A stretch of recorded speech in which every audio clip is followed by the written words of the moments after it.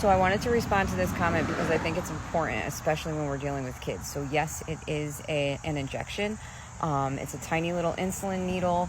Even if you're on brand name, it just comes in an auto injector pen, but it's still a tiny little needle. So before we started this medication, I did explain to my daughter that it would be an injection. When she was littler and we'd go to the doctor, she'd freak out about shots at the doctor. So I wanted to make sure she knew what we were getting into. Every week when she takes her injection, I ask her if it hurts. She says, I didn't even feel it.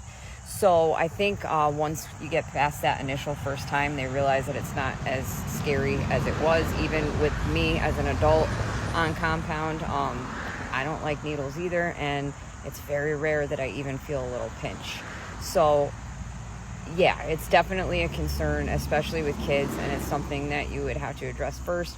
In my mind, because I did struggle with her taking an injection weekly, I talked myself through the fact that if she continued to gain weight from her insulin resistance and probably PCOS, the chances of her becoming a diabetic, and God forbid a diabetic that needs insulin one day, she would end up most likely having to take injections anyway. So my thought process was, let's get ahead of it before she has all the other side effects.